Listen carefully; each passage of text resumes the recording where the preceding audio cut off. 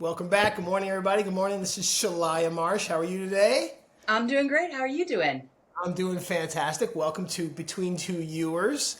This is my podcast. Have you seen some of the episodes? Yeah, I have. Yeah, they're kind of fun. I've had some fun people on. You are episode 1 of season 2. So this I'll probably do 25 or 30. I have a lot of them. It's a lot. Yeah, I was like looking through your catalog and was just really impressed by the number of conversations you had had and with such wonderful makers. I'm really excited to be here talking with you. Yes, and you are absolutely one of those wonderful makers. I really love your stuff. So Oh, I'm thank you. excited to watch you work and chat with you about your work while I mess around as well. Yeah, it's funny. I wanted to do the podcast mostly because then I get to talk to all these great makers. Yeah, I mean, it's a great excuse, right? To just like cold email somebody and be like, hey, Yeah, I like what you do. Would you want to have this conversation with me? Yeah, it's yeah, really yeah, great. yeah. But then I realized, wow, that's a lot of work. Oh, yeah, a lot of work. Oh my God, I did so many last year. But like we were just talking about this, excuse me, this app really makes it pretty easy to upload stuff to YouTube. So that helps a lot. At the first couple of episodes, I was like, oh boy, this is going to be a lot. But Yeah. I have a lot of people lined up already for November. Like if you saw my calendar, it's like people that I talked to last year. I said, you want to be on in the fall? I said, sure. So it's going to be a busy season, Nice. but I'm It's good. excited. So tell us about yourself. You're from West Virginia, Morgantown, correct? Well, I'm originally from upstate New York, actually. So I grew up in Cambridge, New York, which is on the far side of the state from you, Okay. where you are. But yeah, and my mom still lives there, so I get back to visit quite often. I love New York State. But then took my journeys and ended up in Morgantown about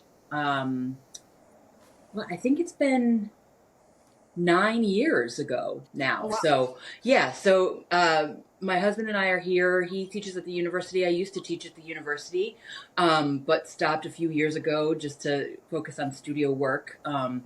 It's both wonderful working for yourself and also exhausting, but it's really rewarding in a really great way. So yeah, in Morgantown, West Virginia is where I am now. Is that West Virginia University? Yeah, West Virginia University. Oh, okay. I knew a kid who went there, actually. How's their ceramics department? It's really good. They went through some restructuring last year, and that was after I had left. So I'm not as familiar with it now because once you leave the institution, you just not quite as connected with it. Sure. But yeah, they have a really strong art department there and some really wonderful faculty. I had a great time working there. I started working in their galleries and then moved on to teaching ceramics and CAD and digital design. So I ran their fabrication lab there. Uh-huh. So digital fabrication tools, 3D printers, laser Oh, cutters, very and the cool. like. Yeah. See, I want a 3D printer so bad. Oh yeah. We've had several. Just Uh-huh. upgraded last year to a new one that another maker here in Morgantown tuned me into called Bamboo. Uh-huh. Well, that's the company, Bamboo. They make Yeah. just amazing, amazing 3D printers. They are super fast and have really, really high quality. And for the cost, it's like so much better than it used to be. So much more accessible. I see so many Yeah. more people, delving into 3D printing because of the accessibility now. Yeah, I always get all these crazy ideas for form, you Yeah. know. I'm like, oh, I want to make this. And I'm like, oh, well, it'd be way easier if I could make a template on a 3D printer and then hand it into that. Yeah. So I actually called a guy locally last year who does 3D printing, and I say, hey, how much would it cost for you to make this size piece for me in this form? And he's like, $1,100. Yeah. I was like, yeah, no. So you know what I do? Actually, I make most of my forms out of foam insulation, Yes. Yeah. and then I just got because as you start to run down the road with a crazy idea, you start to find easier ways to do that idea, right? Yes. So I just got off of Amazon. I haven't even opened the box yet because, like my studio time doesn't start until the end of October. Yeah. Golf season needs to end. It sure does. I got a bunch of tournaments coming up, and then I'm kind of done. Yeah. But this is a hot wire knife. Yes. so I can cut this. Yeah. And you know what else I got? I got the right glue. You ever tried to glue two pieces of this together? I did like years ago, but nothing too serious. It just doesn't work. Either the glue melts the inside of it, Right, styrofoam. yeah, or it's insulation and there's no air getting through, so it never dries. And then Yeah. through my travels on Instagram, someone said, "No, you got to get styro goo." So I got styro goo. We'll see how it works. But I'm always doing silly pieces like this. And Yeah. I'll slab build this and then make a really fun, crazy form out of it and just paint. Yeah, fantastic. Yeah, if you have any like CAD 3D design skills, investing in your own printer is a really good idea. But if you don't have those skills or that's not something that you have any interest in, then manual tools are real good. Yeah. We've been working that way for centuries. So Yeah, they still work. Yeah. yeah. Yeah. I've always been more of a fan of kind of the old school way of getting through to the form idea. I think it lends to more of a live looking piece for me. And then, a couple years ago, I got a Cricut on Yeah. on Facebook Marketplace for like Yep. $100. And I was like, I gotta try this. Yeah. And I'm like, oh my God, now I'm going down this road of Cricut, which is an endless road. Yeah. Well, if you know me, I love the craft cutter for sure. I have 4 of them now. Oh, really? Yeah. See, I used to make these out of foam and then, cut them. Yeah. And then now I can just print it. Who knew? But yeah, I like the way you make your stencils out of tar paper. Yeah. On my notes here, I saw Mark Ferris many years ago do a demo at Alfred University, and he used, speaking of CAD, I think it's him uses a CAD program, and he'll build the piece on his CAD program, and then use the unfold button, I guess. Right.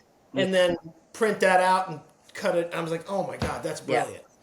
So Yeah. what I did when I got home was I got a CAD program and messed with it, and I was like, oh, this is really hard to mess with. Yeah. I mean, it is. Yeah. What program were you using? Oh, I don't know. It was like some sort of basic free thing, and that was my first mistake, I believe. But Well, I don't know. I think that's a really good place to start. Like, Yeah. I always encourage people because, like, a lot of folks ask me about the digital technology, and I always encourage people to start simple. Like, you can't just jump in and expect that you're going to do the really complicated things from the start. You have to be like, okay, so how do I build this simple form?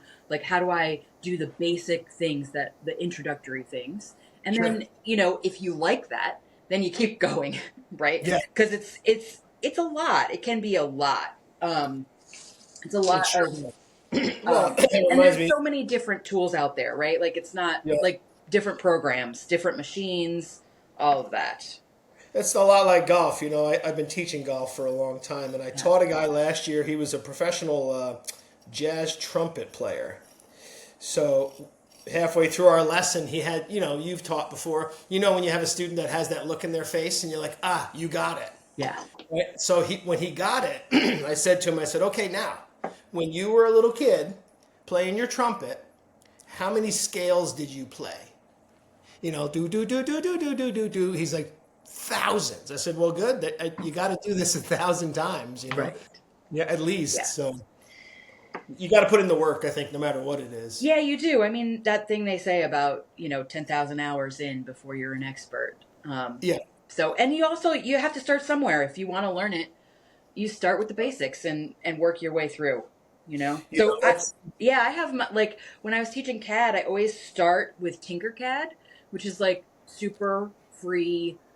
It's like, I mean, I think of it as a program designed for children. It's very colorful and bright, and like has big buttons, and I think it's a really good place to start because you learn the basics, and they have like simple tutorials. Like you sign up and it says like learn how to make a keychain, and it will take you through some of the like more basic commands. And then if you're wanting to, get a little bit more into it, delve into those programs that are That sounds more like powerful. that sounds like something I can wrap my head around. Like, remember Yeah. that thing when you were a kid and you pull the string, it said a horse says nay. Yeah. That's kind of where I'm at in the computer world. Yeah, I mean, Tinkercad is really great, and I always think that texture tools and simple cutters, rollers, things like that Yeah. are great places to start. Before you're delving into making mold prototypes and such. Sure, You sure. know, That tends to be like a theme on this show too, with so many great makers that have been on here so far. It always comes back to give yourself time to make funky stuff. I think Instagram, for not only for kids, social media is tough, but I think as artists, they look at other artists making this great stuff, and it's tough, tough to see that stuff and say, well, all of those great artists made big clunky heavy things for about 5, 6, 7 oh yeah, years. You know what I yeah. mean? You've got to make the crap before you can make the good stuff. I mean, You got even when you've got those 10,000 hours in, you still have to make the crap before you can make the Yeah. good stuff. I don't know about you, but my mom has a kitchen full of that crap. Oh, me too. Yeah. I kind of like every time I'm like, so Mom, this one, could we get rid of this one? Yeah. Like, can Yeah. this one be replaced with this really nice one that I made, I'll give you another one. Yeah. a month No, ago? I love that one. Of course you do. Yes. I love it. I use it all the time. Yeah. Please don't. Yeah.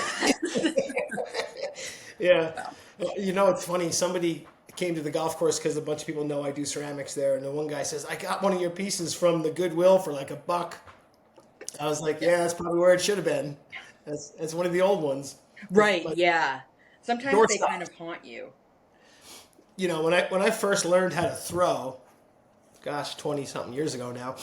Do you know who Wayne Higbee is? Yeah. A friend of mine was one of Wayne Higbee's studio assistants at Alfred. And I went over to see Wayne Higbee's studio, which is ridiculous, by the Yeah. way. I'm sure. Oh, it's unbelievable. It's an old barn, right? And from the road, just looks like an old hay barn. But then you open the door, and it's like this 1 foot thick door, and it's just all brand new, beautiful studio inside. It's like camouflage. It's the coolest. Yeah, it's cool. But so we were over there once, and he had those big blue like plastic tubs. He probably had 25 or 30 of them in the side of the barn of scraps of porcelain. Yeah.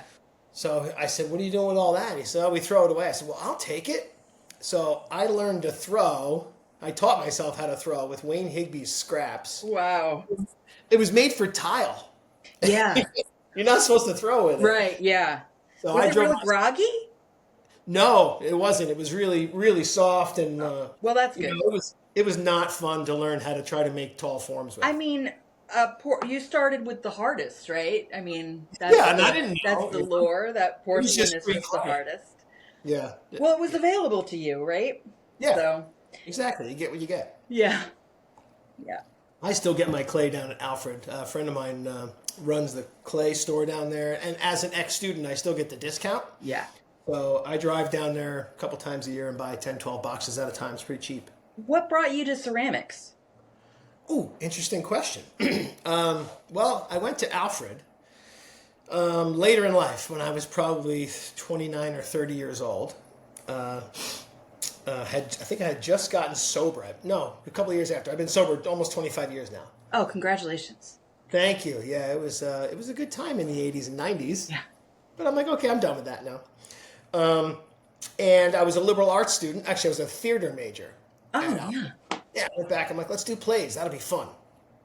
And I met all these great, amazing people. John Gill, Val Cushing, Yeah. Lynn Sikora, Matt Metz, Ann Courier. They were all just Yes. people that I knew because I was a waiter at the restaurant. So I got to be friends with them all. Right. The one restaurant.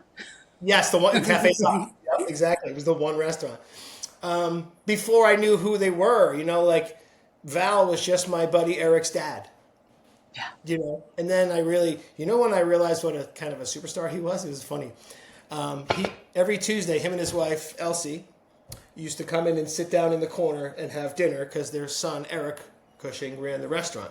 So I was taking this girl's order, and I'm sitting there, and Val walks behind me. He goes, "Hey, Mike," hits me on the shoulder. I go, "Hey, Val," like that, and this girl freezes with her jaw drops. Like, she's like, "Was that Val Cushing?" I'm like, "Yeah, he's here every Tuesday." Like, I didn't know, that he was. Right. Yeah. Yeah.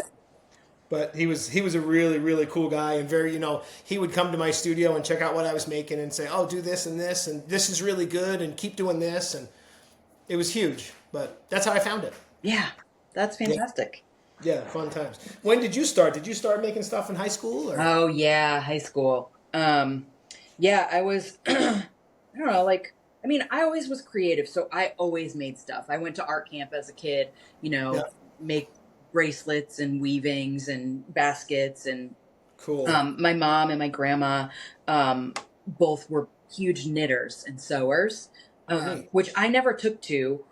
Which I kind of regret now. I wish that I had, when I was young, had them teach me, because it's been amazing to, watch them, what they do. But that was always a part of my life, that creative making. And my mom, you could guess, was a bit of a hippie, my name being as it is. And so we went to craft shows and all of that kind of stuff when I was a kid. But I never did ceramics really, aside from, making an odd ashtray, pinch pot, here or there when I was real young. And when I went to high school, my mom bought us a house when I was 14. So right when I was going into high school. We had lived in Albany, New York. Yeah. Up to that point. And she bought this house in Cambridge, New York, which was where she was born, and where my cousins were, her sister, my aunt. And so she moved us up to Cambridge, New York, like an hour away from where I had lived my entire life. And, I hated it. I really hated it, although it was really, really wonderful. And looking back, I'm very, very grateful and thankful to have experienced that part of my youth there. Mm-hmm. But I was in high school, hating high school too, because when you're hating where you are and you're rebelling, you're just like, I hate everything. Yeah, it doesn't matter where you are at that point. Yeah, and I got signed up for an art class that was required, and the art teacher there, his name was Ian Podell. Doesn't live in this country anymore, but he was a potter during the summer. So much like you, except for on the opposite schedule, he would teach high school art during the school year, and then was a production potter all summer long. Wow. And he invited me. He saw that I was really interested in the drawing and the art making, and that there was something there, and so he invited me to be in the clay club. And so I just went after school to his classroom, where there was one kick wheel and a bunch of clay and leftover buckets of his unwanted glaze. And I made pots. And then I just kept taking art classes and kept taking ceramics throughout my whole high school. And went to college with the mindset that was what I was going to do. Well, I feel real grateful that I had that, that focus from such an early age. So I went to SUNY New Paltz in New York State for my undergrad. And it was really, really wonderful.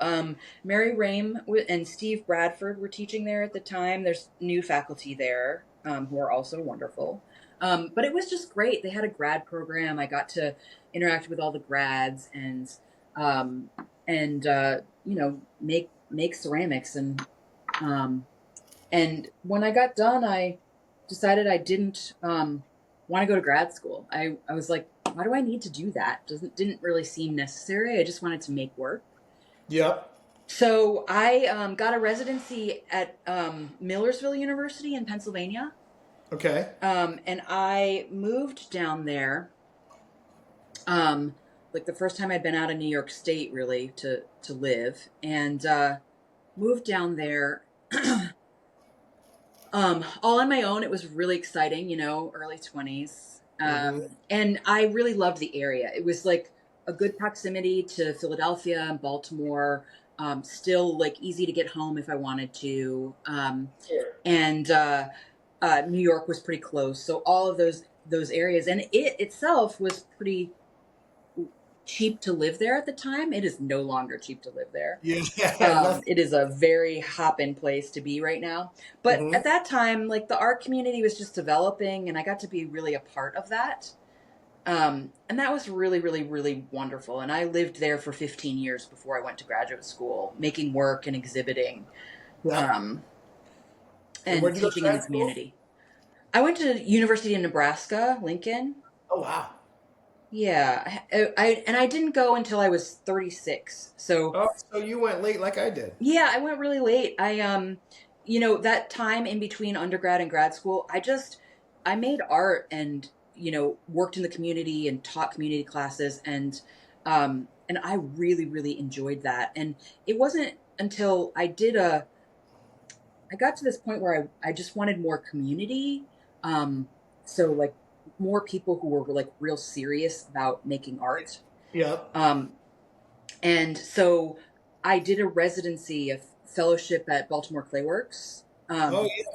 and I was like, and I thought that would be enough. Like I would get enough of like the stimulation of a studio and all these other people making.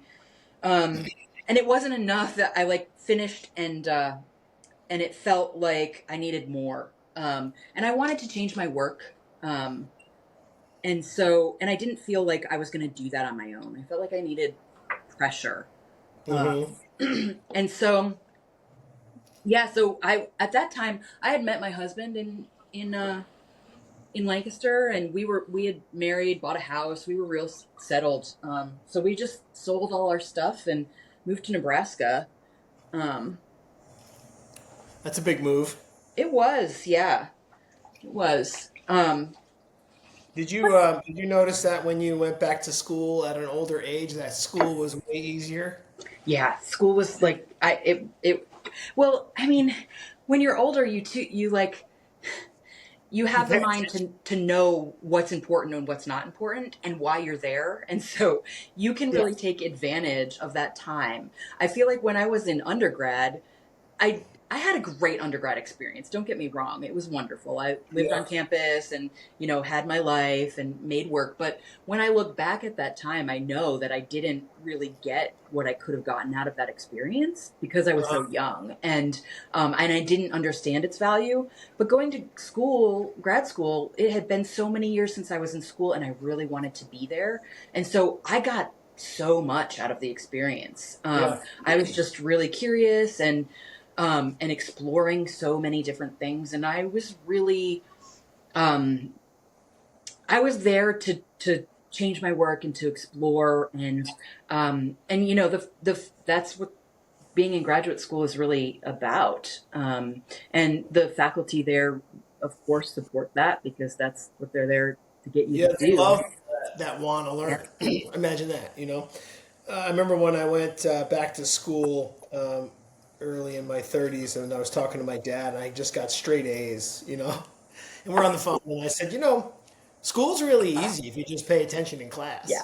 class. Yeah. He Take was some like, notes. he's like, I'm gonna kill you next time I see you, because he's like, I tried to get you to pay attention for years. Right. Yeah. Yeah, but I actually, just falling in love with clay, and then just starting to make clay.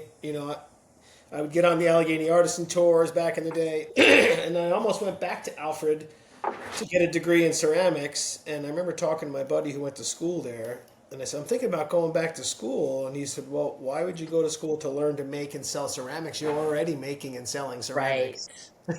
He said, that sounds like a waste of money. I just Yeah. wanted the experience of it all, but I didn't go back. I wish I did, kind of, but I didn't. But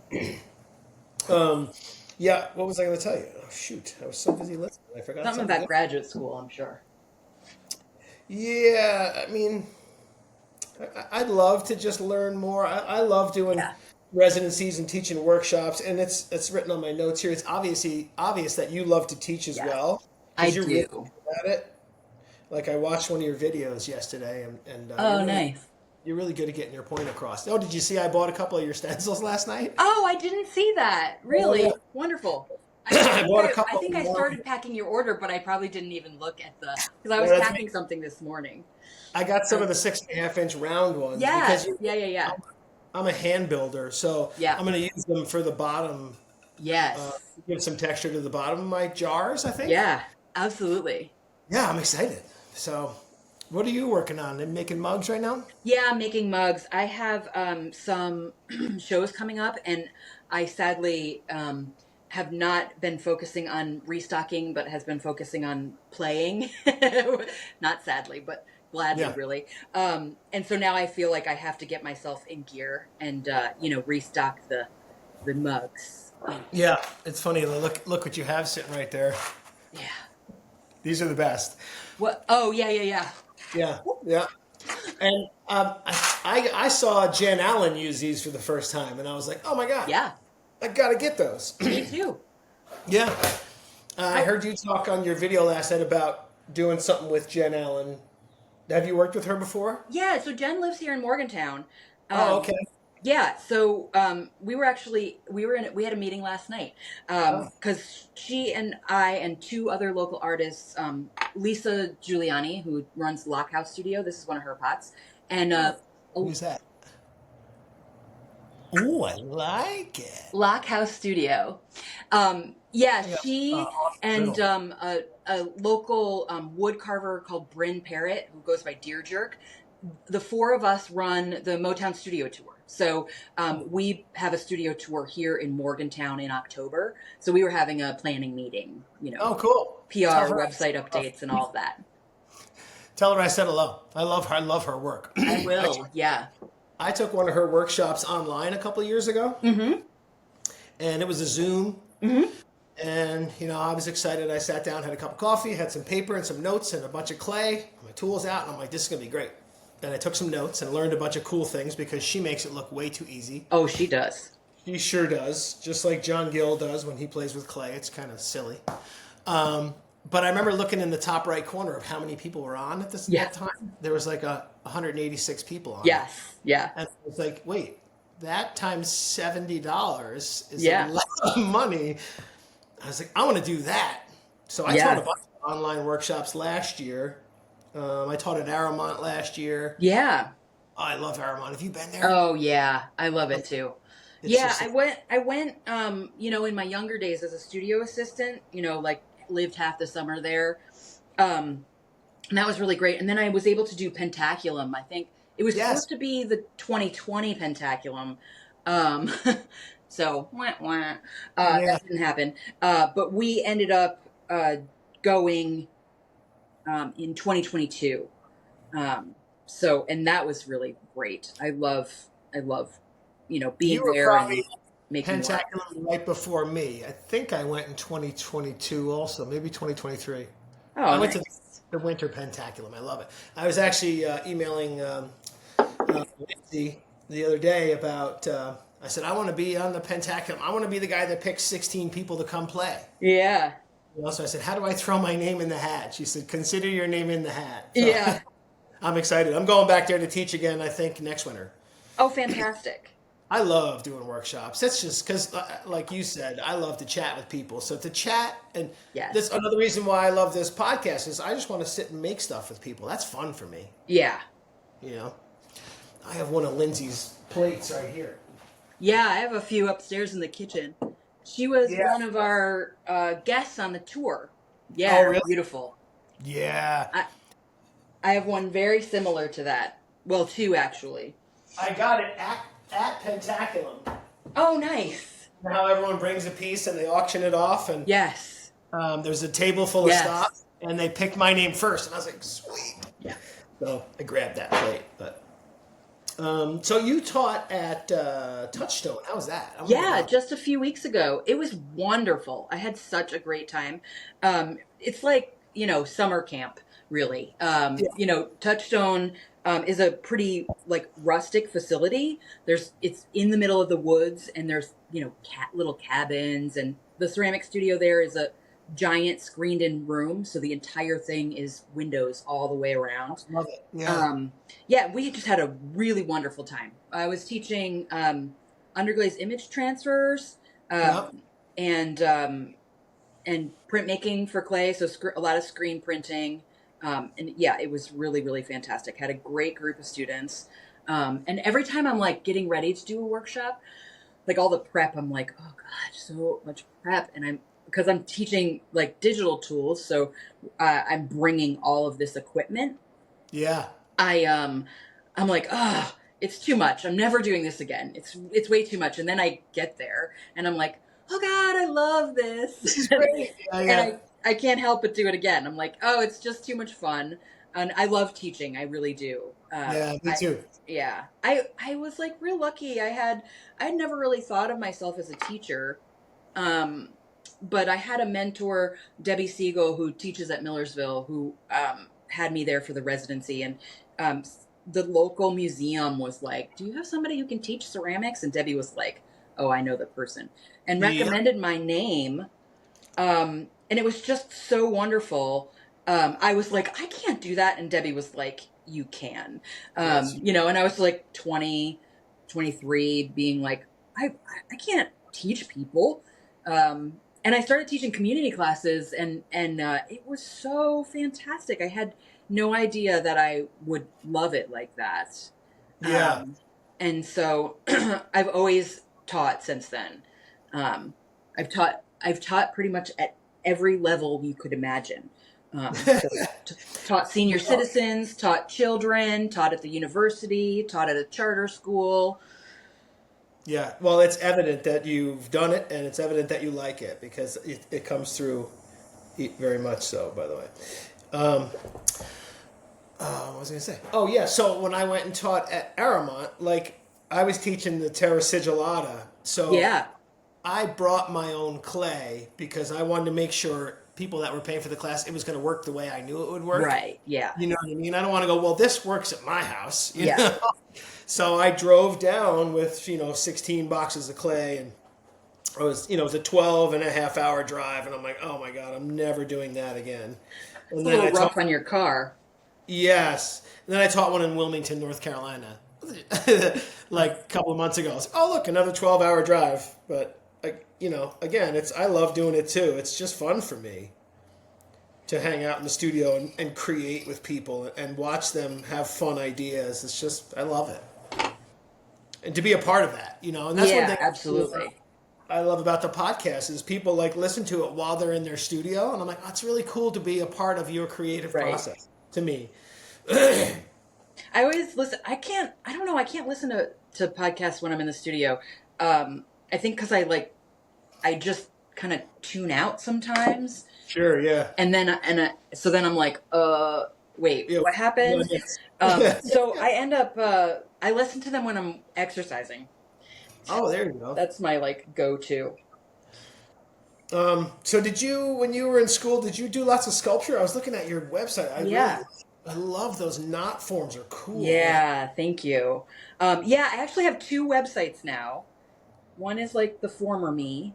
Okay. The pre-COVID me and the post-COVID me is really what it is. So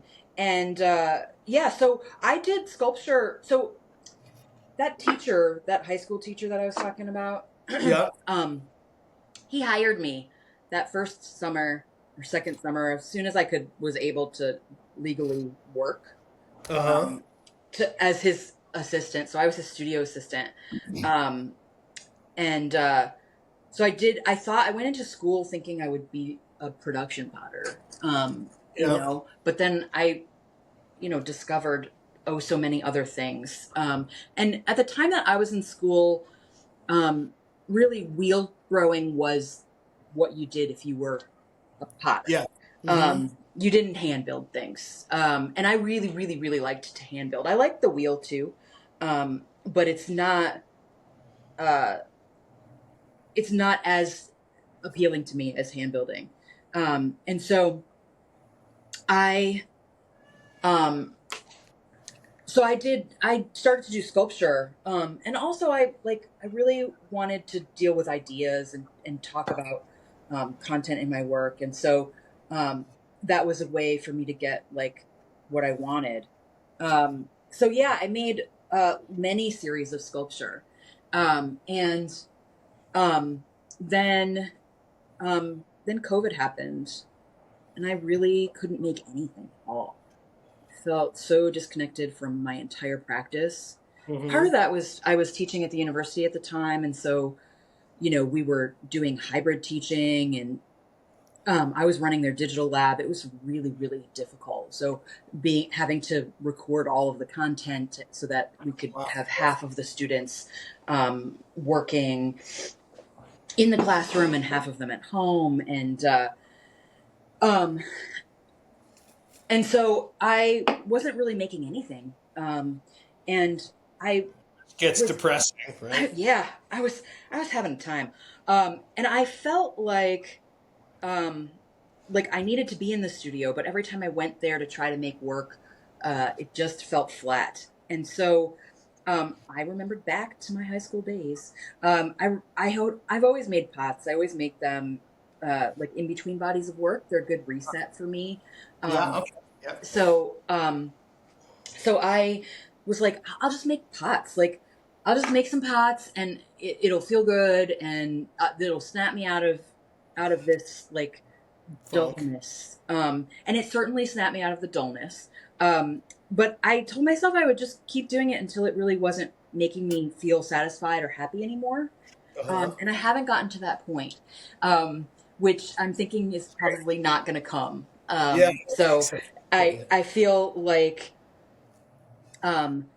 this is probably where it is right now. I'm quite happy making pots, and it also like has a really nice relationship to the workshop content that I teach, and so that is nice pairing, and also like the stencils and the tools that I'm designing. So that I think that all three of the kind of like branches of my life work really well together and play off of each other in a really nice way. Definitely.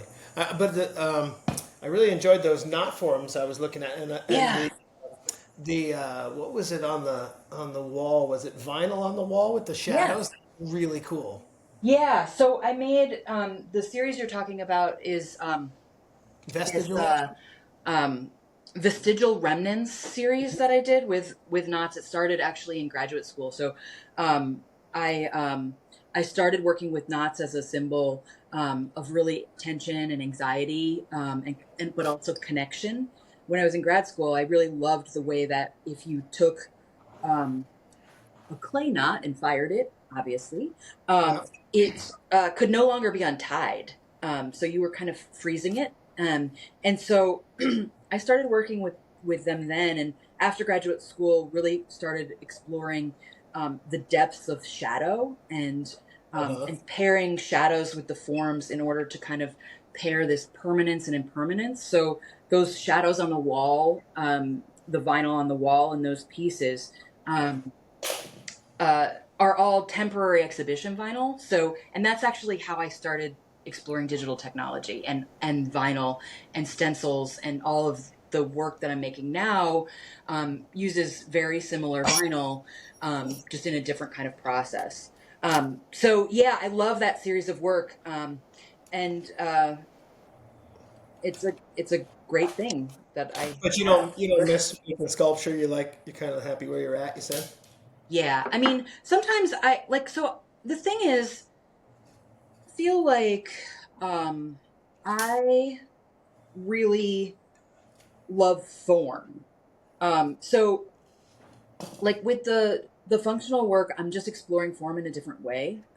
And the work that I'm doing, really like the sculptural work, all had this these like layers of content that had to do with connecting with people, really, with making connections and staying connected. And so that has kind of transformed into a different kind of relationship. So it's now the relationship of the forms that I'm making with the user as opposed to with the viewer. And so the like all of the absence and the blank space in the sculptural work kind of transitions into this place for the user in the functional work. That's super interesting. That's very interesting.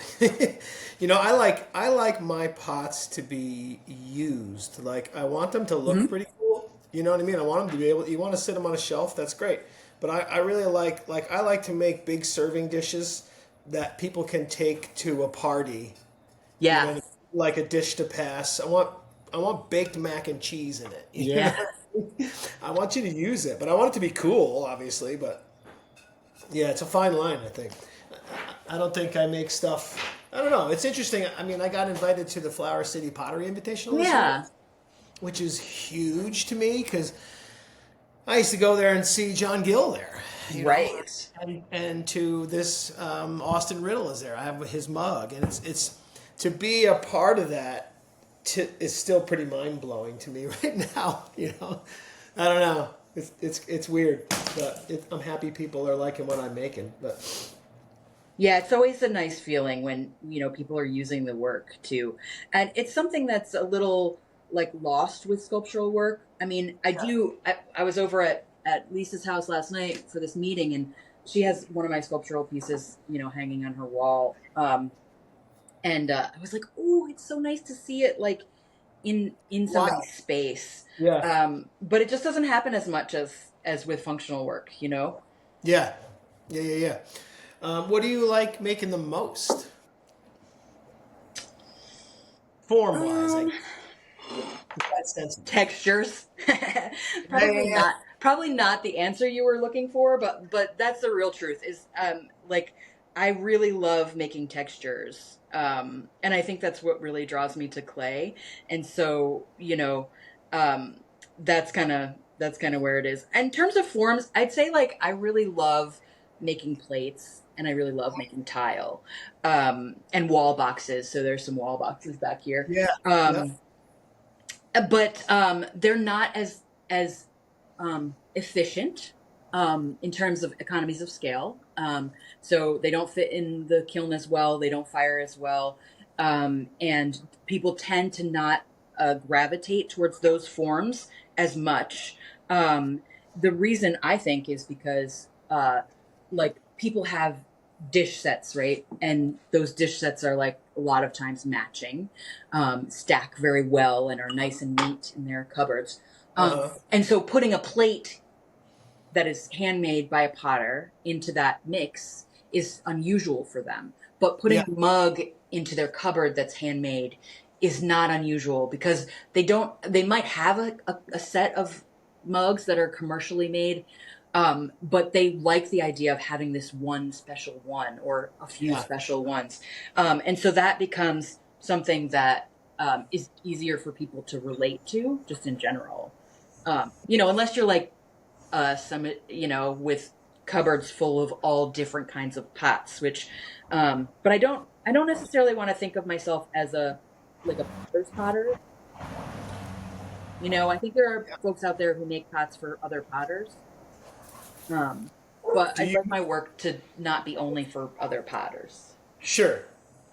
Do you have a big collection? I have a pretty big collection. I Yeah, mean, my whole cupboards, all my cupboards, and then like extra storage, and yeah. there's stuff packed away, and I had um, a mug shelf made from a friend last year to just hold all the mugs that I have, and I yeah, kind of love it. And I think my kids are just old enough to where I can actually leave it there and know it's not going to be smashed. right, yeah, Actually, I had Sam Briegel on the show last year. You know Sam? yeah, She was on the show last year, and I bought the mug from her that she made while on the show. yeah. It was really special, and I had it up on the shelf, and my 14-year-old stepson was throwing the ball around. And, Oh no. yeah. How you doing? Hey, how you doing? Have a good one now. I was like, dude, oh my god! I said I've had that for a week, and that was $200. Ugh, I was like, I'm so not painful. mad. I'm Yeah, upset, but I'm not mad. yeah. Well, things break in our household, and I think my husband gets more upset than I do about it. Yeah, And I'm like, ooh, goody, I get to buy more. buy another Um, one. and Yeah, and he's like, oh, but it's gone. And I'm like, yeah, I think you have to kind of think of it as something that probably won't last forever. Yeah. I would love for everything to last forever, Sure. I guess that's just like a human desire, but it can't. And would you really love it as much if it was like, if Yeah. you knew it would never Yeah. leave you? I Yeah. don't Good know. point. Yeah. I was talking to somebody about what it's like to be a potter. You said that what you love most is to make texture. And somebody said, "Well, what's it like, being a potter?" And I said, "Well, it makes walking through Walmart way more difficult." Yeah. You know what I'm saying? Yeah, I do. Like I'm like, oh, I can make texture out of that, and I can make a form out of that. And, Yeah. Yeah, forms. I have like just like several boxes full of things. Mostly I get mine at Goodwill though. But that are just forms that I'm like, I should pour some plaster into that or over that. And like, absolutely. that will be something someday. Yeah. And then I'm like, is that someday ever going to come? And I have to be like, I hate plaster. I love using Yeah. plaster, but I hate working with plaster. Thank you for saying that because So I hate plaster. wait, what? Yeah. Thank you for saying I hate it. I'm a spaz with plaster. Yeah. No, I I just make a always mess. make a mess and Yeah. always mess up the measurements or like mess up the pouring or Yeah. It's just Don't don't you or love those people I that are like they're like, oh, it's just 2-1. Just make right the little fountain until I'm like, it yeah never works. yeah no I mean yeah it's a chore and I have to like psych myself up to be able to work with it. Like Agreed. I got this like great locking container for a new like larger damp box. Because I have like this small damp box that's fine for handles, but it's not really great for other things. And I feel like it would be great to have a big damp box. Um, and I've had this bag of plaster here to actually, pour the plaster, and I haven't done it. And now I'm getting to the point where I'm like, is that plaster even good anymore? Like, did I Yeah. wait too long? Which was Yeah. the last time I made molds. I used some plaster that was just too old, I think. And the molds just were not what they should be. Yeah, Sean Murray at Alfred's a good buddy of mine, and he sends me all this paperwork. Oh, here's the mixture, and I'm like, oh my Yeah. God, that's a lot of work. Well, there's good calculators now too. That's the like online calculators that'll you just Yeah, do it for plug in you. the information and then there it is. Yeah. Um, yeah. What else do I have on my list here? What kind of clay do you use? You also use brown clay. I don't know why I love Yeah. brown clay so much more than regular clay. Oh, I do love it. I use Standards 266. It's called Umbria, I believe. Yep. Um, and yeah, it's a great clay body. It's just really beautiful. That's what I like about it the most. And I was making um, this body of work. I started I kind of discovered this around, I don't know, 2021 maybe, post COVID days, and um, was making it with porcelain. So the work I did post grad school was all frost porcelain, Uh-huh. which I love, which Sam Riggle uses too. It's kind of a wild animal, and I was just still using frost because I had it and it was where I was. But I felt like for me, all of the surfaces just really felt flat, and I liked what I was doing.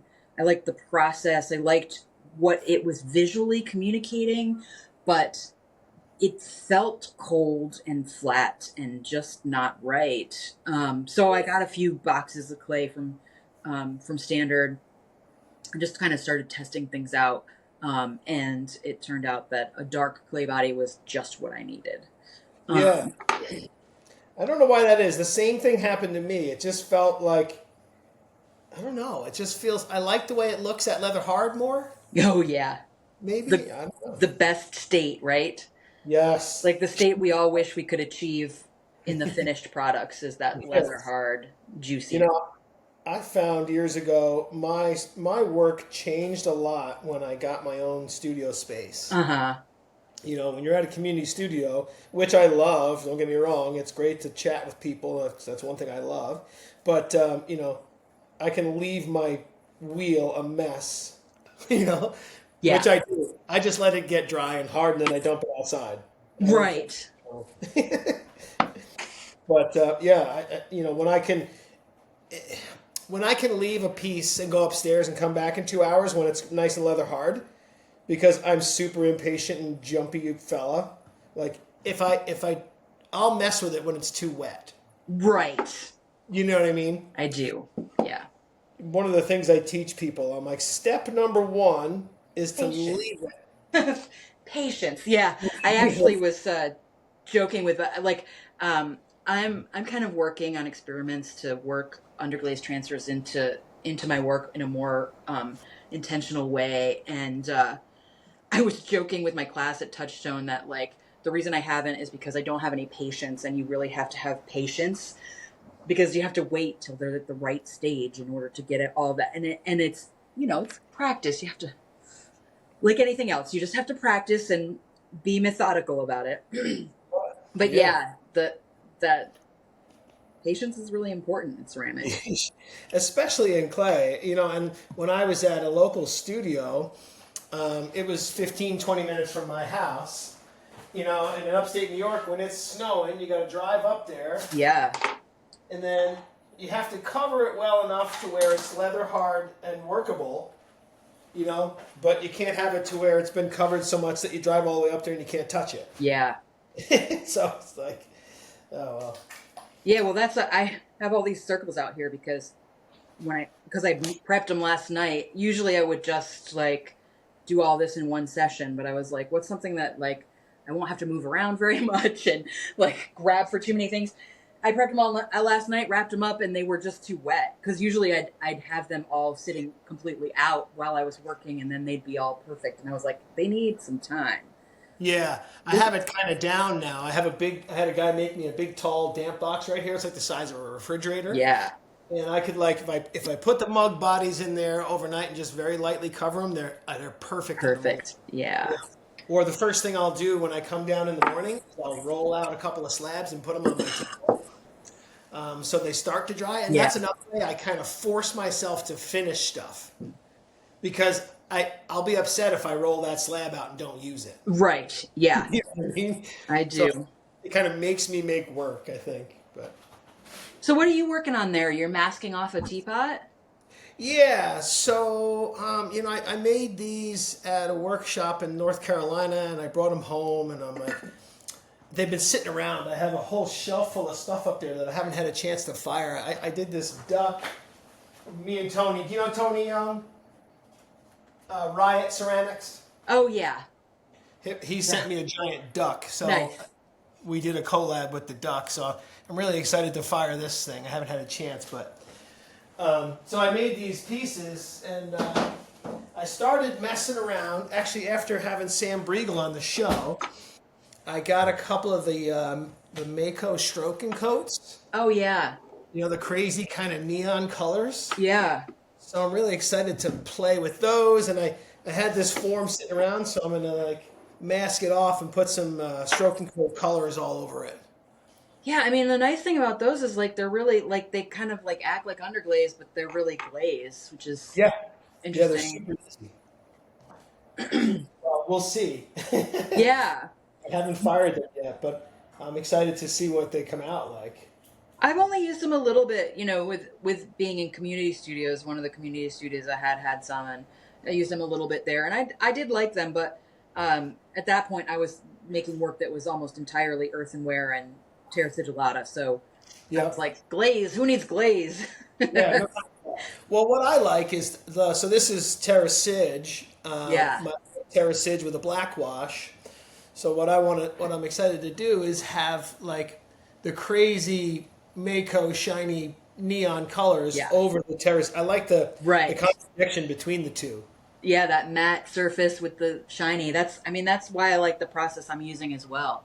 That raw clay, matte, and then the shiny white glaze. I have another delivery. First FedEx came, and now UPS is here. Nice. It's probably not for me though. Oh, that's a bummer. Yeah. So, are you doing cone 6 or what temperature are you? Cone 6? Yeah. So what clay do you use? It's Laguna. Uh-huh. It's Alfred's clay. It's called Junior Tile Red. It's only really made for Alfred, but Uh-huh. last year I got the recipe because they might, sometimes they don't order enough, and then I get down there and he says, you can't have any Uh-huh. clay. No, sorry. Yeah. Yeah. Thanks, man. You're welcome, buddy. Yeah. Have a great day. So yeah. So I got the recipe. Well, hopefully I don't need to use it. But Yeah, because making your own clay is a whole nother thing, right? yeah. And I've done that. My friend Matt Hiller. Do you know Matt Yeah. from Alaska? Yeah. I don't know him, but His pots are amazing. yeah. Oh God, I'm always like, that's too perfect. I was like, I love how perfect your pots are, and he says, I love how imperfect your pots are. Right. I mean, it's two different aesthetics, and like you tend to be drawn to one or the other, right? Yeah, Like, I just try to have fun, and I want the fun that I'm having to come through in the piece. Does that make sense? yeah. I guess I don't want it to be. I don't want. Maybe I just can't make perfect pots, so I stopped trying. Well, I think maybe I did back in the day, but yeah. tried. I mean, I think it's really more about probably what you're meant to be making and your aesthetic. I feel like sometimes people like I can admire certain things and like be like, that's amazing, and then also know that it's not me. It's not anything that I would Yeah. want to be doing. Yeah. And so it's just a different kind of thing, Sure. Yeah. And I think we tend to admire the things that we don't know how to make, maybe. Right. Yeah. Or That we just don't do. that we wouldn't see. It just doesn't fit my eye, I guess. I don't know. And I like to say, I was talking to Bertie Boone Yeah. at Pentaculum, actually. And I said, I feel like my pots are kind of a little bit haphazard. I don't know how to explain that in the alumni speak. You know what I mean? I just kind of like to slap it together. Loose. Loose. Yes, loose. I mean, they have a loose aesthetic. Yeah. I mean, that's one of the things I like. I don't think that much of my work has a loose aesthetic. I feel like sometimes I have areas that have a little bit of looseness in them, but that is just a point of counter to all of the tightness. Like, I tend to be a very, I tend to be pretty tight with the things that I make, and I absolutely admire like the looseness of other folks' pots. That's wild. That like. Like what Matt said, he said, I really like how loose your pots are. And I said, Yeah. really? Like, I'm trying to make mine look as good as yours. And I think you just tend to make you'll find your voice. Yes, you will find your voice. Well, and it's like, hair. Like, people with straight hair want curly hair. People with curly hair want straight hair, but it's not who we are, No. Yeah, very good point. Yeah. Be who you are. Just make what you want. And I think as soon as you find that, you can kind of have this freedom in making, and then your work just kind of explodes. Yeah, absolutely. Absolutely. But it takes a long time to find. Absolutely. It does. It's like 10,000 hours. 10,000 hours. Yeah. Probably more. I can't even I think it would be funny to try to figure out how many hours I have in ceramics. Never tried, but I'm sure it's more than 10,000 hours. Oh, I guarantee it. I made the mistake a couple of years ago of adding up how many carts I've washed at the golf course. I said, that's a number I didn't need to know. So now I got kids that work for me, and I'm like, go do those carts because I've done my share. How did you even have that information? Well, I did. I just did a quick math in my head about how many. Yeah, we do 20 to 24,000 rounds a year. Yeah, and I probably wash 40% of those carts. That's a lot. That's a lot of carts. Yeah. Yeah, it gets a little old, but. So, how did you meet Naomi? You and Naomi are friends. Yeah, so we actually met when she was touring graduate school programs. So she came to tour UNL, and she was there when there was a visiting artist there. We all went out to lunch, and we were just all chatting and whatnot. And I thought, oh, she's fantastic. And then she didn't end up coming to UNL. She went to LSU, which I think was a great place for her. But I was kind of sad that she didn't come to UNL because I thought it would have been great if we could have been, grad school buddies. Yeah. But she and I were on the board for NCECA together. So I was on the board, and then the next year she came in as the new student director. And so we got to work together for a year as a student director and on the board for NCECA. And when you have those board meetings and stuff, they room you up. So we were, roommates at the meetings and all of that.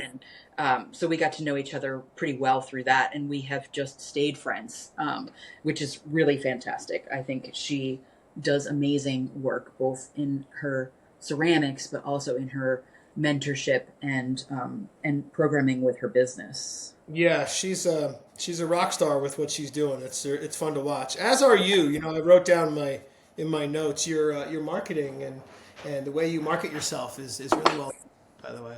Thanks. I'm just making it all up, really. So yeah, it's the only way to do it. Good right? to hear. But I love, some quick video I saw on your Instagram last night when I was doing some research before our conversation. It was like you were packaging up your stencils there. Yeah. And each one had nice packaging and had a sticker, and I love when I get a piece that has it's like the box is labeled, from it's like Chris Long. I got some of his pots, and it says he's got his own boxes. Yeah. I don't know. I'm like, I wrap it up and I go, here you go. Yeah. Like a used Amazon box. Yeah, here you go. Yeah. I'm very tempted to do that, but I also am like I said, I'm kind of tight in my pots. So I'm kind of a perfectionist in many ways, a control freak. I got a little bit of OCD. And so, so I always want those little things to be, to be all kind of in place. Here's a tip for you. Not a tip, but if you're working on marketing things and stuff like that, and you have no money, because often we have no money, right? Your thermal printer that will make your tags for shipping out your labels will also make stickers, black and white stickers that look real good. And since they're going to be pretty much disposable, it's a really great way to make a very, very inexpensive sticker with your logo on it. I make all of my stickers right now with my thermal printer, except I do some for shows. I have stickers that I make on my craft cutter that are a little bit higher end. That go on my bags and boxes. Again, because I think it's nice to see that and have it be carried around with someone and have your logo on it. That's a great idea. I will absolutely be doing that this winter. Yeah, pretty much everything that I've learned about marketing, I have learned from studying other people on Instagram and Facebook and the internet in general. I really didn't know anything about marketing when I ventured to be self-employed. And I just watched what other people were doing and saw what I thought were things that I thought would work and would be also authentic to me, because I don't ever want to be, somebody else. Authentic. I want to be myself in what I put out there in the world. So. Yeah. So, I also use just a plain white liner glaze. Do you make your white glaze? Or? Yeah. Yep. Yeah. And it's white. It's actually Alfred white.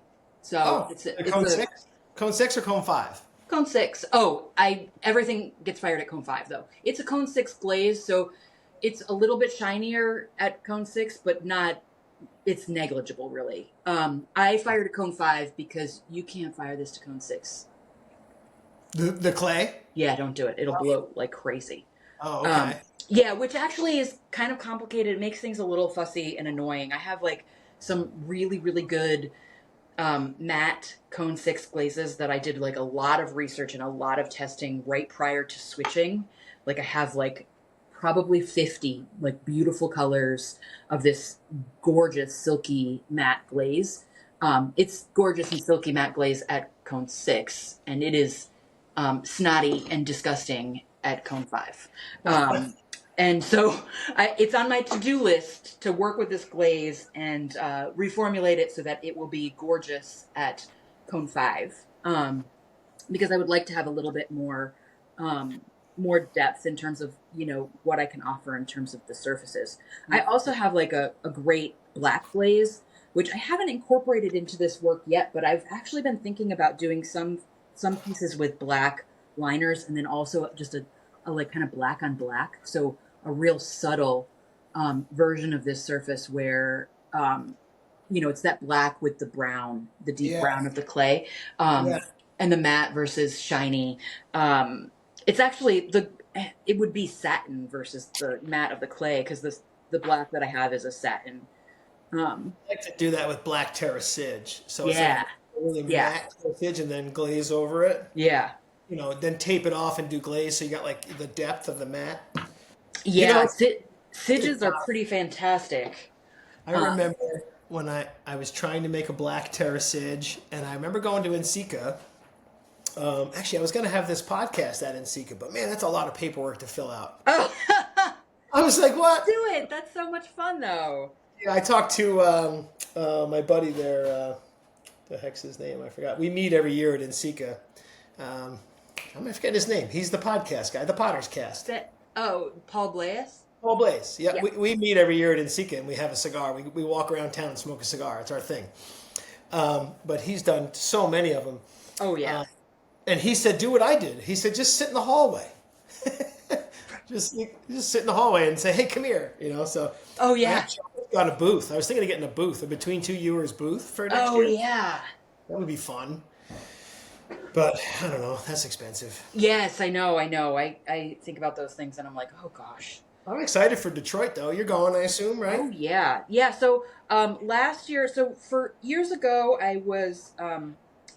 I've done like a lot of work with NCECA over the years, and years ago, I ran the Fab Lab at NCECA, and so I was brought back on last year. We have a team of 3 artists who are running the Fab Lab now in kind of a rotation. So I'll be running it this year with Bree Murphy, who is an artist in Colorado, and they do some pretty amazing work, sculptural and digital in nature, although their work has been transitioning quite a bit lately.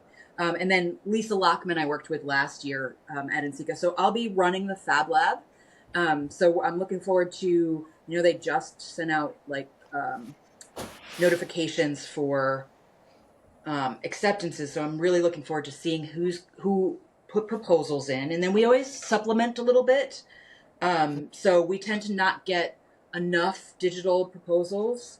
Mm-hmm. And so we end up seeking out and requesting people to be at the Fab Lab. So I'm actually going to be presenting this year, not in the Fab Lab, but in a different part of conference. And then I'll be there doing running programming at the Fab Lab too with Bree, which will be fantastic. And Detroit, I'm really looking forward to that.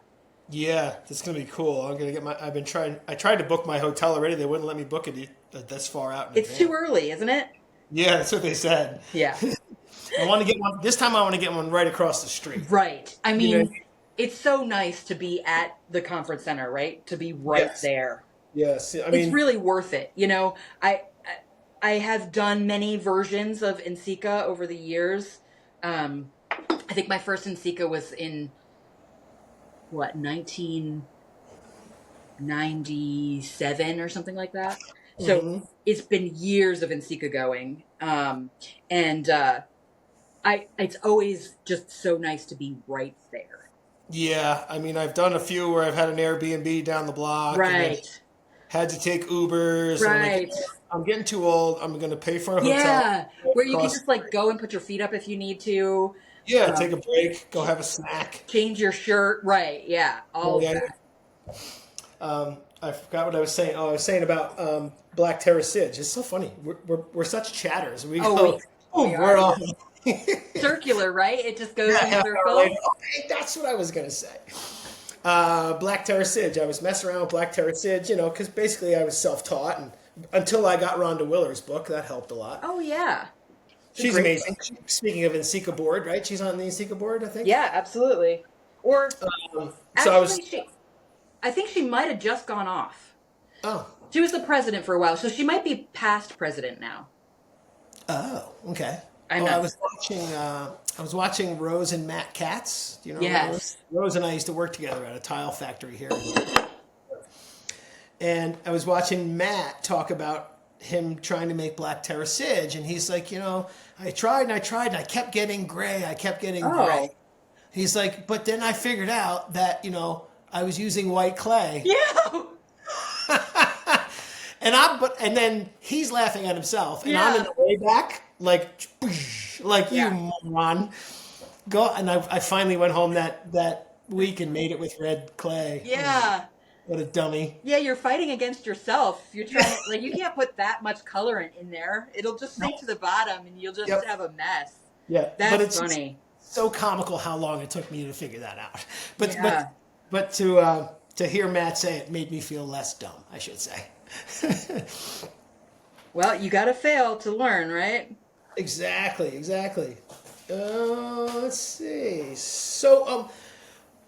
So you switched how long ago to full-time potter?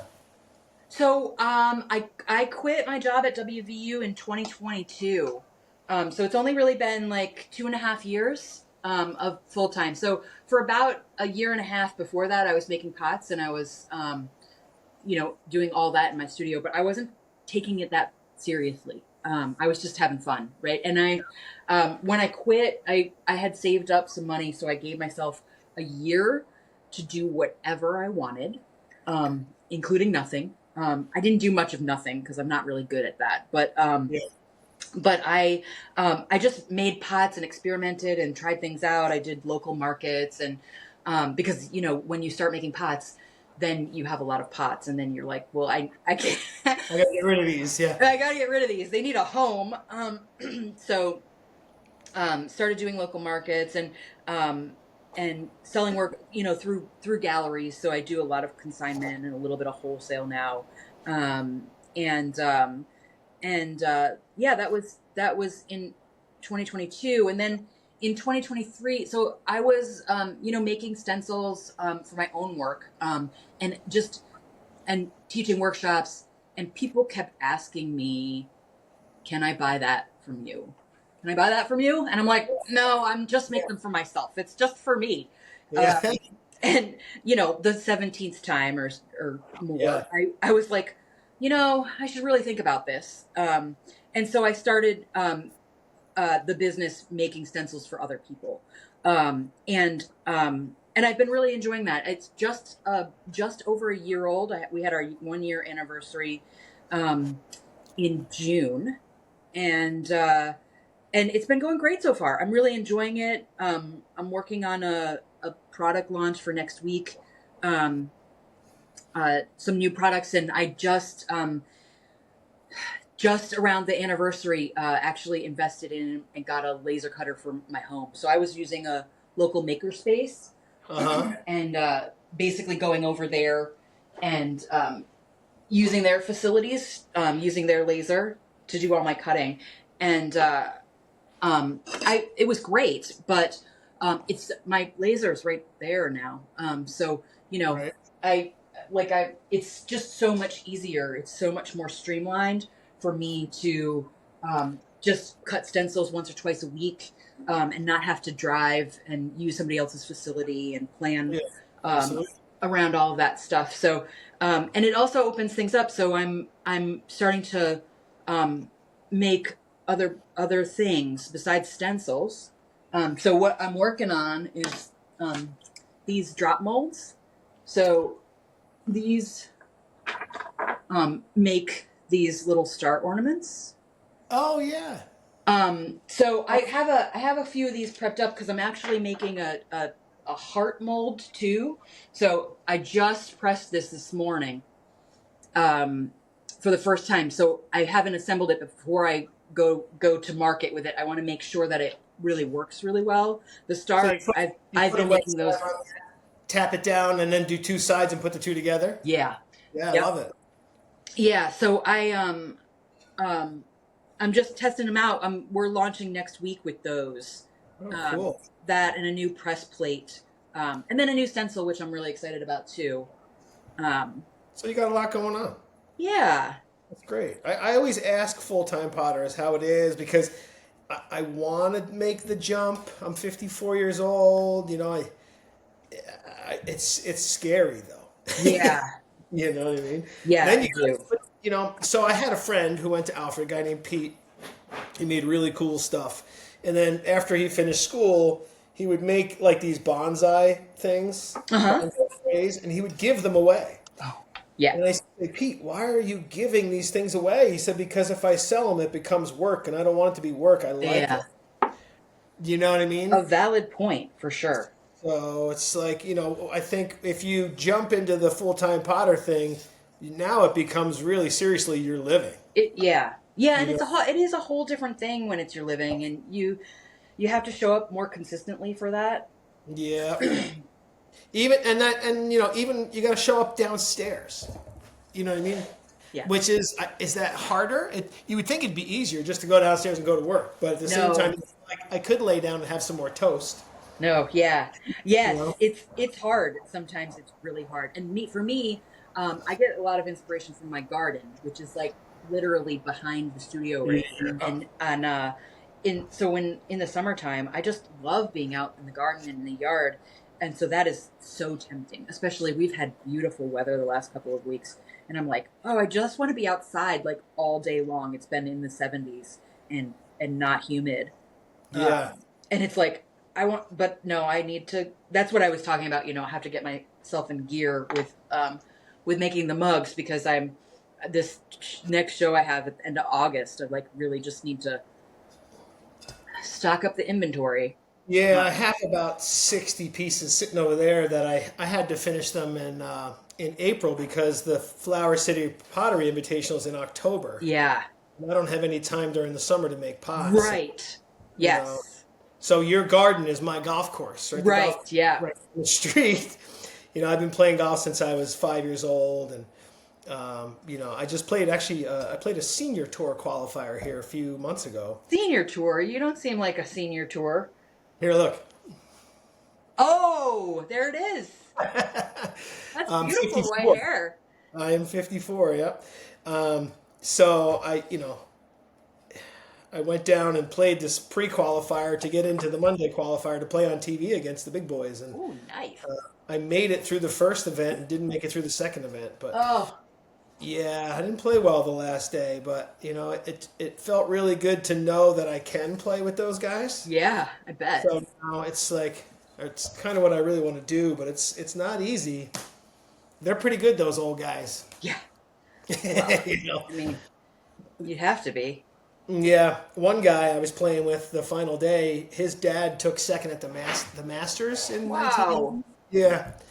So I said, so what else do you do besides practice and play qualifiers? He says, nothing, hang out with my Right. grandkids. I was like, Yeah. oh, I work 60 hours a week. Yeah. You know? So Yeah. it's like, it's kind of all or nothing, I guess, you know?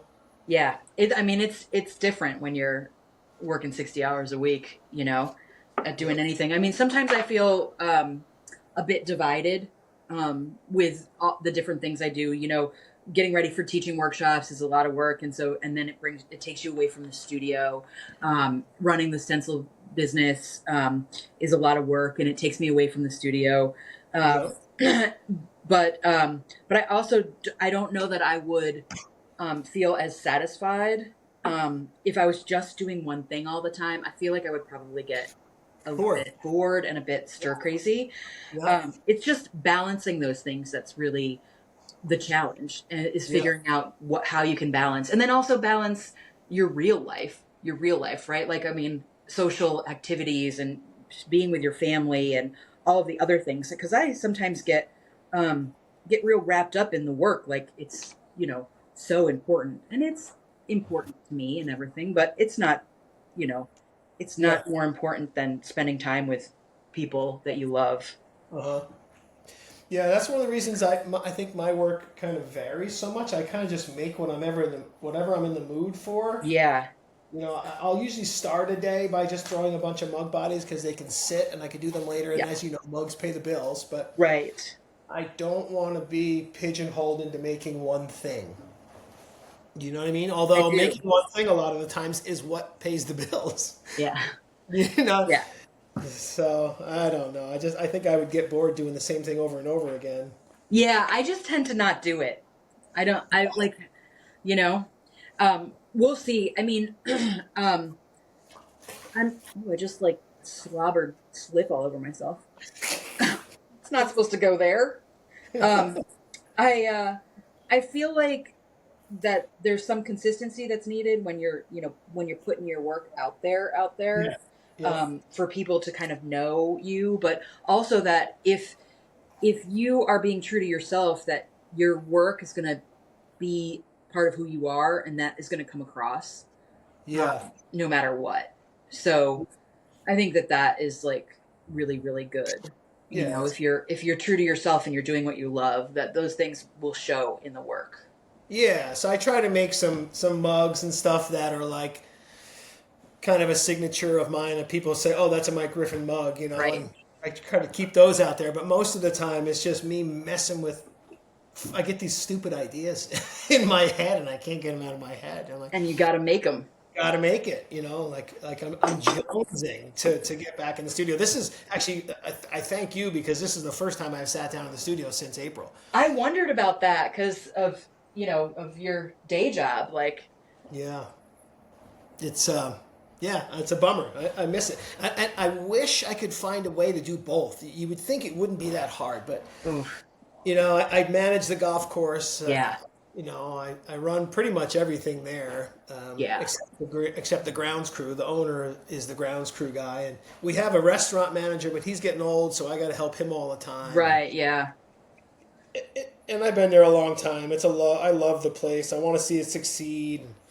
So it's just kind of all consuming, and I wish it wasn't, but Yeah. I mean, that's how I felt about teaching at the university, I loved it, and I love the students and being in the classroom there, and just the access to resources and people. But it was really pretty all consuming, and I commend those people who are able to maintain full studio practices at the same time yeah, as, as a meeting the job. demands of being in academia. Yeah. Well, you see some of these younger potters that go to the studio till 2 in the morning. Yeah. Like, How do they do really? that? I go to bed at 9:30. Yeah. I am tired. You Yep. know.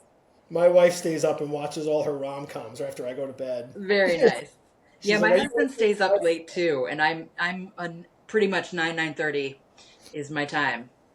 I think I stayed up all the hours I needed to in my 20s. Right. You know, I burned Yeah. myself. Yeah. That candle is melted. Done. All right, Miss Shalya, this has been awesome. I would love to chat with you more. Hopefully, we get some time to spend together in the future. Yeah. I'll see you at NCECA, I'm Yes, sure. absolutely. It'd be nice to meet in real life. Yeah, heck yeah. And that's always the fun part. It's going, dude, hey, you know, Yeah. like, it's kind of fun. I love that. You know, people will come up to me at NCECA like, oh my God, hi, you're Mike. Yeah. It was all the time. I'm like, hi, you know. Yeah.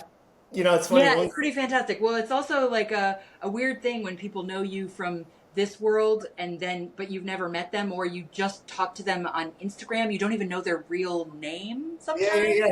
And you're like, oh, you're that strange name that I recognize that, but didn't Yeah. know who you were. Well, Meg, Yeah. Meg Yarnell, you know Meg Callie? Yeah. So on the show, I go, okay, ladies and gentlemen, our guest today is Meg Callie. She goes, well, actually, it's Meg Right. Yarnell. Yeah. I go, wait a second. Yeah, we had her in the Fab Lab this year, and I was like, wait, oh, okay, that's not your name in the. Yeah, in the real world. So even her email is like megcallie@gmail.com. I was Yeah. like, okay, now I get it. Okay. She says people just know her that way, so It's funny. One girl came up to me at NCECA. She said, "Oh my God, can I take a picture with you?" And I said, sure. My wife goes, "That's the last thing you need." Oh. So tell us more. Tell us what your websites are, where you sell your work. Are you in any galleries? Got some shows coming up. Tell us all about that. Yeah, so I have a show coming up at Baltimore Clayworks. It's called On the Surface. I actually organized the show, and it's all people working with surface design. And it's a great group of people. Opens I should know this, but late August, early September, I should know the dates, but I Please don't. do. Yeah. I just know I have to ship work next week, so you know. I have work on consignment at Plow Gallery, at Oh yeah. Clayworks, at Mark Earl was on the Touchstone. show. Mark Earl was episode 2, I think. Yeah, Mark is fantastic. We went to undergrad together at SUNY New Paltz. Really, I love Yeah. that guy. Yeah, I got he's him this amazing. t-shirt, actually. Absolutely amazing. And I have 2 websites. So if you're interested in like seeing those knots that Mike was talking about, the sculptural work is all on my artist website, which is shalyamarsh.com. And the pots and all the stencils and tools are on shalyamarshstudios.com. And I'm Gotcha. at Shalya Marsh on Instagram. Gotcha. So, you know, I do lots of process videos. So if you're a fan of process videos, I do a lot of that. Yeah. Cool. I am. I do those all the time. I started going live a couple of years ago. Yeah. It's so fun because people from all over the world just get on and say hi, you know? Yeah. Like, they're like, hi from Brazil, hi from France. Ah, yeah. You know what I might actually get this year? Those Meta glasses. Oh, I've not heard of these. It's like there's a video camera in the glass. Record what you're. Yeah, so I can like look down and do hand building. You know what I mean? Yes. And then putting a camera up here and like duct taping it to a yardstick to make, you know what I It's mean? like spy stuff, right? Like Yes, it is my 007 glasses. spy glasses. Yeah. Who doesn't want But- that? They're like $300, so it's like, Oh, yeah, maybe. You know, save up. Yeah, yes, save your pennies, kids. Yeah, so fantastic. So normally everyone leaves us with a good tip. I know you have tons of tips. Yes. I do. I always find this the hardest thing because how can you just have one tip? But I actually answered this question recently for a studio visit with Ceramics Monthly, and I put down a whole bunch of stuff about this and that and this and that. You can like go find it and read it if you want. But the top tip that I have is really to protect your body. And I think people say this a lot, and I think, well, I know. They must have said it when I was young too, right? They must have, but I didn't hear it. I didn't think about it a lot when I was younger, and I wish that I had, and I wish more people had said it, that, your body, is your most important tool, and you need it for your whole life if you want to keep making ceramics, or art or whatever you're doing. And so you really do need to protect your body. Stretch, take breaks. Don't get so focused that you just stay in the studio for hours on end without doing anything else. Because I've been there and done that, and definitely can feel that now. So. Take breaks. I like to take breaks. Yeah. I put my wheel up over here. I put it up on cinder blocks a couple of years ago. Yeah. Because I found myself getting up like this. Wow. Right. Yeah. Like, what was that? When did I become this guy? Yeah. Well, it happens, and you don't really notice it. No. It's so funny. They say life goes by quick. My daughter just turned 15. It's just. Oh, wow. We have 14, 15, and 17 right now. So wow. It's an interesting time. You're like kind of in the mix of it. Oh, yes. Those are hard years.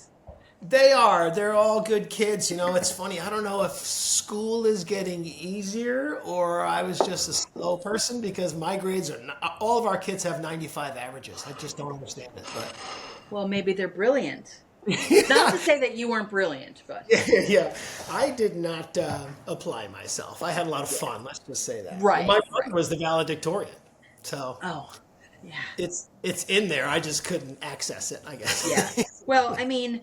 It's like, I think that it's different, like, I don't think that school is necessarily a indicator of intelligence. I think it's a system, and some people are able to really work within that system, and others are not. I have some really brilliant friends who did terribly in school, and they're brilliant, but school was not the thing for them.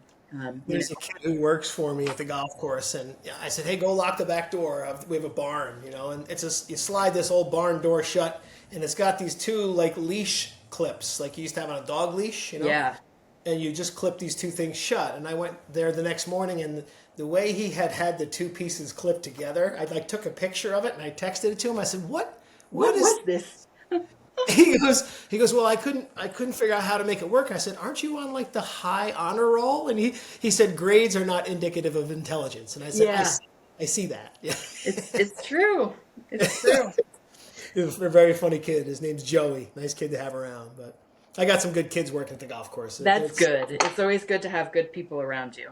Yeah, good kids. But all right, Miss Shalya, it's been super fun chatting with Yeah, you. it's been great. I look forward to meeting you. I'll see you at NCECA. Absolutely. Yeah, have a wonderful rest of your day. Everyone go get some stencils. Yeah, absolutely. I can't wait to get them.